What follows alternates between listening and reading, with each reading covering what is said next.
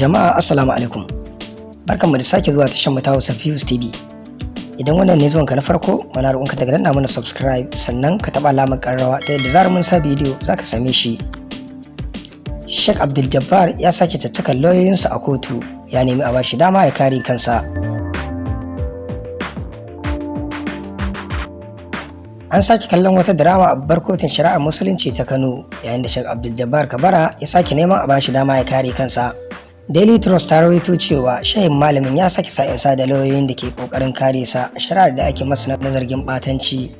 Tun farko lokacin da gwamnatin Kano ta gudanar da shi a gaban kotu, malamin ya kalubalanci lauyoyinsa da zargin su, wanda ya tilasta musu aje aikin. A ranar Alhamis, malamin da ake zargi da batanci ga manzon Allah sallallahu alaihi wasallam, laifin dokuncin sa kisa ne a addinin musulunci, ya ce shi bai yarda lauyoyinsa ba. A cewarsa, lauyoyin ba su da cikakken ilimin addinin musulunci sosai, don haka a ba shi dama ya kare kansa.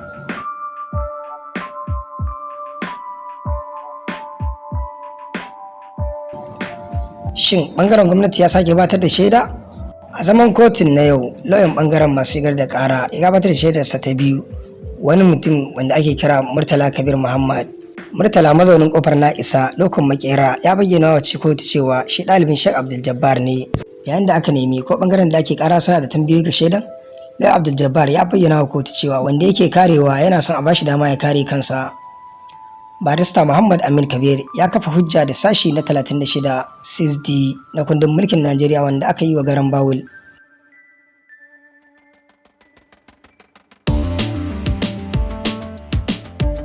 Shin wani mataki alkali ya dauka? Hukuncin da ya yanke kan haka, alkalin kotun mai shari'a Ibrahim Sarkiola ya ce bangaren da ake kara suna damar zaben wanda zai kare, ko wanda ake kara ya kare kansa ko kuma tawagar lauyansa su kare shi. Nan take shehin malamin ya zabi a bar shi ya kare kanshi, amma lauyan sun jaddada cewa za su gaba da halartar shari'ar har zuwa ƙarshe. A bangaren lauyan gwamnati sun bayyana cewa duk da malamin ya nemi ya rinka kare kansa, amma ya zama wajibi sai yana da lauyi a shari'ar. Bayan sauraron dukkan ƙorafe-ƙorafen ɓangarorin biyu, alƙalin ya ɗage zaman har zuwa 11 ga watan Nuwamban 2021.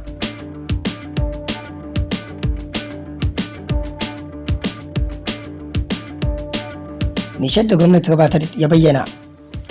Tun a farko dai, Murtala ya bayyana cewa ya ji Malam Abduljabbar yana faɗin maganganu marasa daɗi akan Annabi sallallahu alaihi wasallam, kuma a lokuta da dama, kamar yadda yake cewa a ranar 10 ga watan Agusta na je masallacin da Malam Abduljabbar yake karatu, wato Ashabul Kafi, kuma na ji da kunne na yana faɗin magana mara daɗi kan auren Annabi Muhammad sallallahu alaihi wasallam da na Safiya.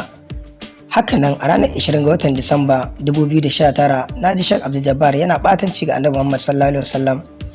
A zaman da ya gabata kafin wannan, an samu barkewar rikici tsakanin Malam Abduljabbar Kabara da lauyoyinsa. Sheikh Abduljabbar ya zargi lauyan nasa da kin kare shi da kuma hana shi ya kare kansa a gaban kotu, musamman tambayoyi ga shaidu.